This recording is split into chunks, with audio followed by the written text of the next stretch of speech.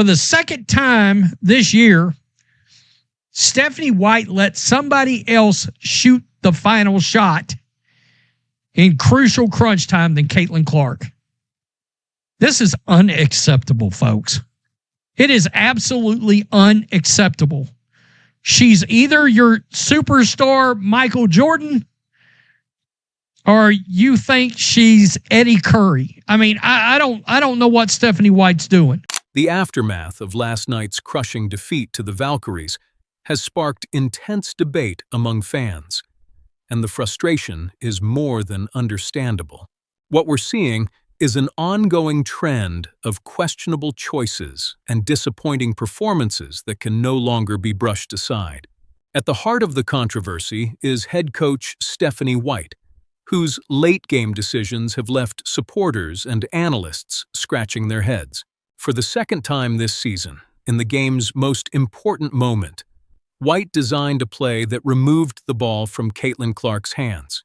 When you have a generational player on the floor, allowing someone else to take the final shot is simply inexcusable. It defies logic. Caitlin Clark is the star. She is the face of the franchise. You either trust her to be your Michael Jordan, or you make the mistake of treating her like Eddie Curry. The coaching staff must understand that when everything is on the line, your superstar has to be the one making the play. Taking the ball away from Clark in crunch time is more than a poor decision. It's a major leadership failure.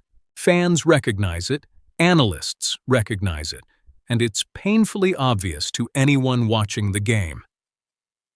The criticism of Stephanie White goes far beyond that final possession. Her overall game management was riddled with issues from start to finish. She repeatedly declined to call timeouts while the opposing team went on significant runs, allowing momentum to build unchecked. A coach with strong basketball instincts knows exactly when to stop the action, regroup the team, and make adjustments. Instead, White watched the team struggle and even allowed a key possession to end in a jump ball while still holding a timeout. Timeouts exist for a reason. You use them to settle your players and regain control. On top of that, her substitution decisions continue to confuse fans. Inserting players like Monique Billings while taking out those who are producing reflects a clear disconnect from the rhythm of the game. Fans have been vocal in their criticism, with many now calling her the worst coach in the league. Calls for her dismissal are growing louder every day. She continues to get out-coached, often by coaches with significantly less experience. It feels like a complete misuse of the talent on this roster and highlights a serious misunderstanding of lineup and rotation management. Now let's talk about the biggest positive from last night. The one player who truly stood out, above everyone else, Raven Johnson. Raven delivered an outstanding performance. She moved the ball effectively, read the defense beautifully, and consistently created opportunities. Yet, instead of sticking with the player who had the hot hand, Stephanie White treated her like a typical rookie. After picking up a single foul late in the game, Raven was taken out, and the team's momentum disappeared almost instantly. If one player is carrying your team and keeping you competitive, you do not sit that player during the closing stretch. In fact, many fans believe Raven Johnson deserves minutes at the shooting guard position. Standing at 5'8", she brings a level of playmaking and passing that this roster desperately needs. Imagine her sharing the backcourt with Caitlin Clark and creating offense together. It could completely transform the team's attack. Instead, Raven finds herself on the bench during critical moments, another casualty of a coaching approach that refuses to adjust to what is clearly working on the court. That leads directly to the situation surrounding Kelsey Mitchell. Statistically, Mitchell appears to be having a productive year. She's averaging 21 points per game, which is actually higher than her average from last season. But a deeper look reveals a different story. Her rebounding numbers have dropped by an entire rebound per game. Her assists have declined. Her steals have fallen as well. While her scoring has increased slightly, her defensive effort and overall influence on games have noticeably slipped. The biggest concern is her tendency to bring the offense to a standstill. Once the ball gets into her hands, movement often disappears. It turns into dribble after dribble after dribble, and before you know it, the possession is over. The fluidity of the offense completely vanishes. This is exactly why so many fans support the idea of moving Raven Johnson into the shooting guard role. The team needs ball movement and playmaking, not stagnant isolation possessions that result in forced shots and kill offensive rhythm. Another major issue is the continued struggle of Aliyah Boston. To be completely honest, something doesn't seem right. She's missing wide-open layups at an alarming rate, and it's becoming difficult to watch. Whether it's lingering effects from her lower leg injury or the pressure that comes with living up to expectations and her contract, she simply isn't performing at the level the team requires. Some of her misses around the rim have even started to resemble the wild, off-balance misses people have criticized Angel Reese for. If fans and analysts are willing to have honest conversations about other players struggling, then they need to have that same discussion about Aliyah Boston. Those missed layups are costing the team valuable points, and in close games like the one last night, those lost opportunities can be the difference between a win and a loss. A team needs a reliable interior presence to succeed, and right now, that presence is nowhere to be found. With Boston struggling, the coaching staff should seriously consider other front-court options. Mikayla Timpson deserves far more playing time. She's younger, highly athletic, and perhaps most importantly, she's converting her opportunities. When she gets touches near the basket, she finishes. She rebounds effectively and brings an energy level that the starting front court is currently lacking. It's hard to understand why a player producing this efficiently isn't receiving a larger role, especially when several starters continue to struggle.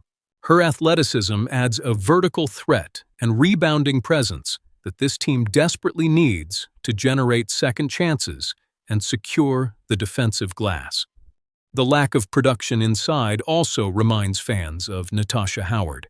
Believe it or not, supporters have reached the point where they're openly talking about how much they miss her.